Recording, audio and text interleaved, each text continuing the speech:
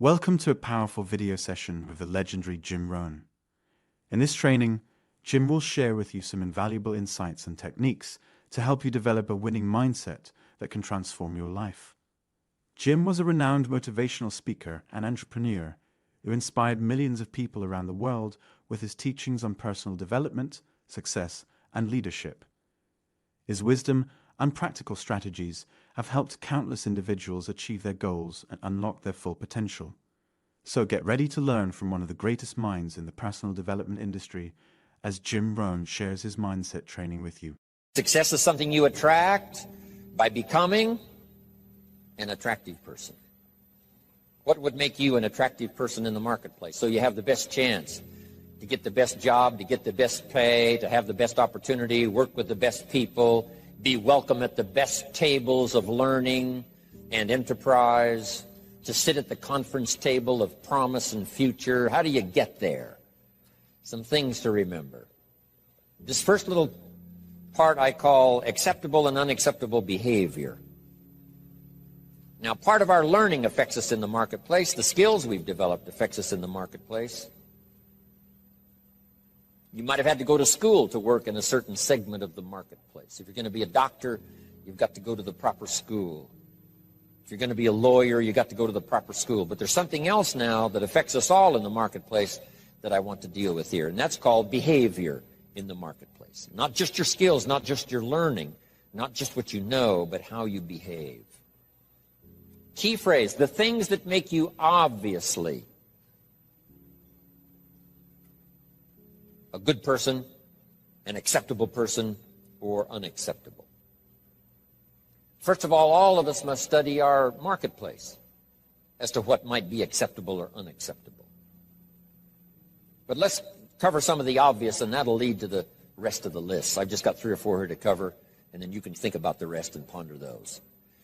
Here's one thing to remember in the marketplace. You must be ultra-conservative in the marketplace. Ultra-conservative in your behavior, because this determines your future. This determines your paycheck. This determines the circles you can get into and the ones you can't get into. I've got some examples here, and you'll see where I'm going. Here's number 1, your language. The language you use in the marketplace has so much to do with your paycheck. Now, in some areas, that may not be totally true, where you could use bad language and tell dirty stories and cuss all day long and it wouldn't make any difference. You know, if you're around people that cuss all day long and tell dirty stories, what difference does it make? Doesn't make any difference. But if you would like to exercise your skill and ability in another segment of the marketplace, here's one thing you might have to correct, or you might have to at least watch carefully, and that's your language in the marketplace. So jot this down. Be ultra-conservative in your language in the marketplace. Otherwise, you may destroy parts of the market that would gladly accept you and your product and your service if your language wasn't so unacceptable. Guy says, well, I'll tell dirty stories and cuss wherever I please, and I'm not saying that's wrong. I'm just saying it'll cost you. In some areas of business in the marketplace, it's going to cost you. Here's a guy that makes $100,000 a year, could make $250,000 easy. The other $150,000 disappears because of his bad language in the marketplace. He's unacceptable in some circles. They won't listen to his story, even though he has something good to share. So you see where I'm going here? Language in the marketplace. Here's what's the safest. Save your jokes for the bar or the pub. Don't put them on the marketplace. Or the inner circle, you know, where all the stories and stuff may be acceptable as you trade stories. But in the marketplace, you've got to be ultra-conservative, shift gears if you have a problem, shift gears, especially in the marketplace, and make sure that it isn't costing you a big share of your marketplace unduly. Because there's no use suffering an extra $100,000, $200,000 a year income simply because you're careless with your language in the marketplace. So of all the places not to be careless, it's in the marketplace concerning your language. So do you see where I'm going here? Next is habits. You just got to be careful of those. Smoking. Guy walks into an office and says, where's your ashtrays? How come you don't have any ashtrays? Well, ashtrays probably mean what? No ashtrays mean. Right? They don't smoke here. Oh, yeah, I forgot. So what I'm saying now, I'm not saying right or wrong to smoke. I'm just saying be careful in the marketplace that you aren't disturbing and wiping out and closing the door on a market you could enjoy simply because you're a bit careless about your habits. Habits. Now, I don't smoke, so I don't have this challenge for me, except a fine cigar after a unique meal. Some places around the world still know how to prepare a gentleman's cigar. It's kind of an interesting experience, mostly for show. As long as you know which end to dip in the brandy, right? But you see where I'm going here now on habits. Habits. Zig Ziglar talked about the man who was late. Who was late. I'm telling you, there's some circles, if you're late, you're not welcome anymore. You say, well, I've been late all my life. You know, if people don't like that, that's too bad. I'm saying that's okay. You can have that attitude if you want to, but what if it cost you $100,000 a year? Wouldn't you reconsider? That's too much to pay for the luxury of some habit that you could easily correct and maybe enjoy the benefits of a marketplace that's been closed up until now. This is all I'm saying. Take a look at your habits. Take a look at your language. Here's another one. Your dress. Now, sometimes dress changes regionally. In San Francisco on a business day, they wouldn't expect you to look like West Palm Beach. If you dress like West Palm Beach on a business day in San Francisco, they'll treat you casual, right? Not appropriate dress. So part of this is company, part of it is region, part of it is locality, part of it is community. What's acceptable in the marketplace on a conservative basis? What would be acceptable to everyone in San Francisco? To be dressed conservatively. In West Palm Beach, you can have a casual business dress. Perfectly acceptable. The key is to find out so that you don't cost yourself market that you could enjoy. You don't cost yourself customers that you could have. You don't cost yourself people that would gladly join and be part of it except for these difficulties. I had to learn some of this stuff. All of us have to learn the social graces and what's acceptable. The white socks don't go with the black tuxedo. I mean, some things you just have to learn. What if a guy called on farmers in his tuxedo? See, the word would spread. You should see this clown. So now that's the severe side, but here's what I'm asking you. Check your dress, check your clothes, check your attitude, check your behavior, check your language, check your habits, especially in the marketplace where you get paid. No use slamming the doors you don't need to slam. No use shutting off opportunity that you don't need to shut off by not considering some of these things, okay? One more I found important. Make your employer, not your banker. I wondered why a few opportunities I lost because too quickly I asked for a raise. I'd only been there a month, and I said, could I have an advance? An employer says, wow, I thought we hired the right guy, but this guy needs extra money already. Can't manage his affairs, has to have an advance. So here's what don't make your employer your banker. Make your banker your banker. If you need a little extra money, go to your bank. Go somewhere, but not to your employer. Here's why. An employer is like opportunity. Opportunity doesn't want to see your need. Opportunity wants to see your seed. So let employer be employer, let banker be banker, let friend be friend.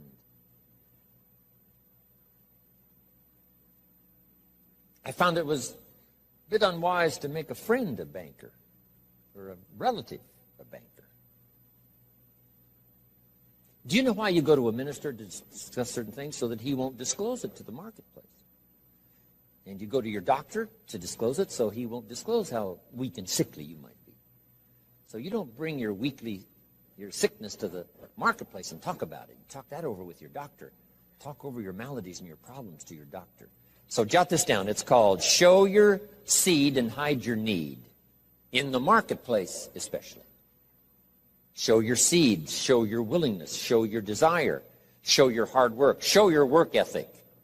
Show your arrive early, stay late attitude. Show that, but not your need. The marketplace is not interested in your need. Next is code of conduct. It's not a bad idea to take a piece of paper someday and just jot down, what is your code of conduct? What do you expect from yourself? Some things you will do, some things you will not do. Jot this phrase down, what I want to be known for. Here's what I want to be known for. And that's not a bad list to make. As we're building our reputation day by day, week by week, month by month, and one opportunity leads to the next, depending on what we're known for. These are some of the things that may not appear in your resume. You know, you've been to school and you learned these skills and you worked for this company and you were there 9 years and so on.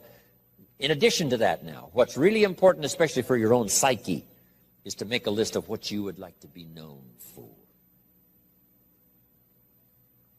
I wanted to be known for always doing my best. I never wanted anyone to be disappointed, at least in my presentation. They might be disappointed with my ideas because they thought I was wrong. They might be disappointed with my position because they thought it wasn't right.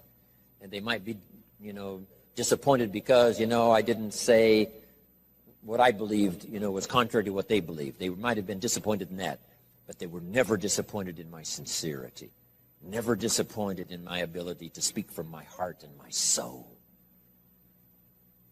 If you have charge of some of my life and you send me off to another country, I promise to represent you grandly.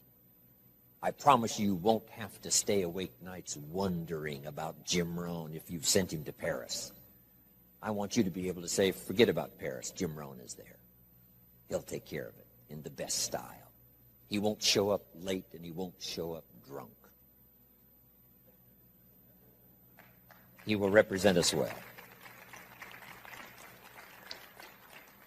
So have you got that good question now? What do I want to be known for? I want to be known for being on time. I want to be known for staying late. I want to be known for not ignoring anyone. I want to be known for my unique ability in conversation as well as presentation. I want to be known for the fact that I care for kids as well as adults. I want to be known for the company's interest as well as my own. I want to be known for one who helps to feed the goose that lays the golden eggs. I want to be known.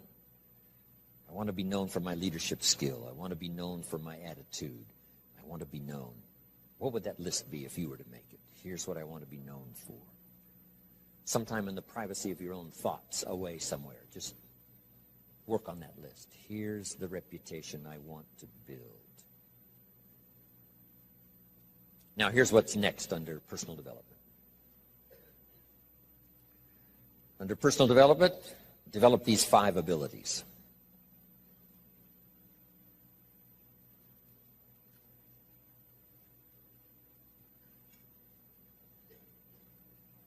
First of all is the ability to absorb. One of the big challenges for being here now, especially for 3 full days, some of you, it's going to be a challenge to try to get it all. But I'm asking you to do that. In another seminar I do, here's a little phrase I have. For the future, pay attention. See if you can't get everything. Every word possible, every idea possible. It's easy to let your mind wander, right, and not really concentrate and dig in and make these days extraordinarily valuable for you. Absorb the atmosphere. Absorb the drama of the occasion. Absorb the spirit of the occasion. Absorb the reasons for coming here and then the reasons for going back home and making a difference. Absorb the variety of voices you're going to hear this weekend. And absorb the provocative ideas as well as the ones that you agree with. Absorb all of that. Take it all in. By listening intently, taking good notes, talking with each other. Here's one more. Absorb the drama of each other. You're going to have a chance to meet some excellent people here. Okay? Losers don't pay this kind of money to come to seminars. reason why the price tag is substantial is because when you get here, you'll have an excellent chance of meeting some pretty good folks. Even if they borrowed the money to get here. At least they knew how to do that. Whatever it takes. So don't go away without meeting some people. Here's the next part. Listen to the testimonials. You may pick up some ideas from someone's testimonial that will be just as valuable as what I share from this podium. And sometimes a word spoken in private from someone's unique testimonial is so powerful. It's just as powerful as all the words given by the presenter. So take that all home. Key, absorb the chance for a new beginning. I don't know where you are at the moment. This is sort of mid-year. First 6 months, getting ready now for the last 6 months. And as you pause mid-year to contemplate the past and think about the future, as you ponder for a while ideas that you've already heard, anticipating that you're going to hear some more, how could that create for you a new beginning? There's so many ways to create a new beginning if you just think about it. Or think about the automatic ways of creating a new beginning. Here's a pretty good list. At the beginning of the day, this is a brand new day. I love to get up early now. I used to stay up so late. I got up late. I used to say if the good Lord wanted you to see the sunrise, he'd have made it later in the morning. But now I don't do that anymore. I try to get to bed as early as I can. Sometimes it's not easy, especially when you travel and with jet lag and all the rest, around the world. But I try to get up now early in the morning. Unique thing about early in the morning, you haven't messed up the day yet. I mean, it's just there. It's ready, fresh. It's like being born again. A new day is like being born again. A chance for a new day, a new life. You've never lived this day before. Only in your mind developing plans, but you've never actually walked into this day before. Now you have a chance to watch the sun come up and then stride into this new day. Call yourself a new person, whatever that little trick you have to learn. This is a new day for me. This is a new life for me. Next, at the beginning of the week, that seventh day, I think, has more than one purpose, the seventh day. So just make the note. How to best use the seventh day. It says what? 6 days of labor, working miracles, turning thoughts and faith into reality. Then after 6 days of miracle working, turning ideas into reality, now it says, take the seventh day. And yes, the seventh day could be for spirituality. Yes, the seventh day is to contemplate God. Yes, the seventh day could be called for worship. Yes, the seventh day is to take some time off. Yes, the seventh day is to be with your family. Yes, the seventh day is change of pace. But here's a good idea for the seventh day. To go back over the last 6 and get ready for the next 6. You just pause that seventh day. Because I have another little piece on that in this list of 5. And maybe now mid-year, having come here for this weekend, mid-year, you can think of ways to gather up what's happened to you since the first of the year till now. The drama, the disappointments, the highs and the lows and the mixture and the stock market and whatever's happened to you, these 6 months, and say, I'm going to go home and create a new beginning. I'm not going to be the same again after this weekend. You can conclude that, and I promise you,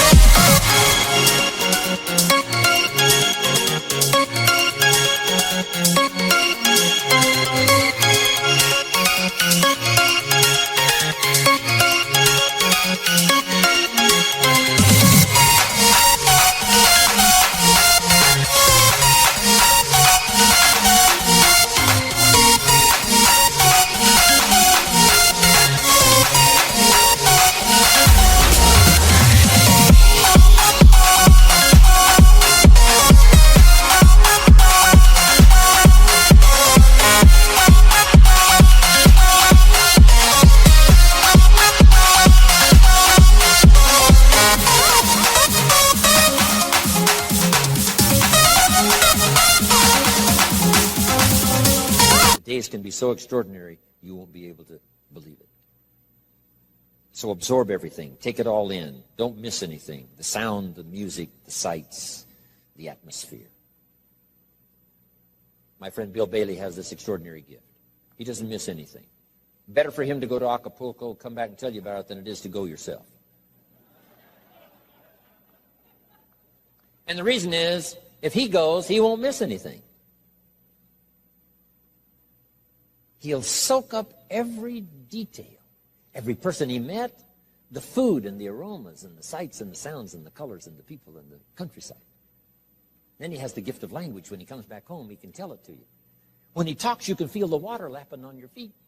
You can smell the aroma of the food. You can see the colors and the people. 2 gifts: to get it, second gift, to share it. And put it in dynamic words, leaving out no detail. Because here's the key to remember: the drama is in the detail. Lady tells me I've lost 60 pounds.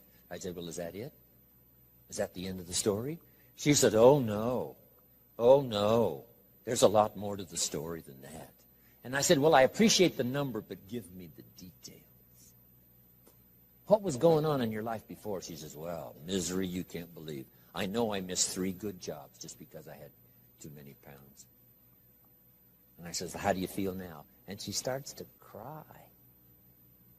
Wow, that's what I want to hear. The details. The drama is in the details.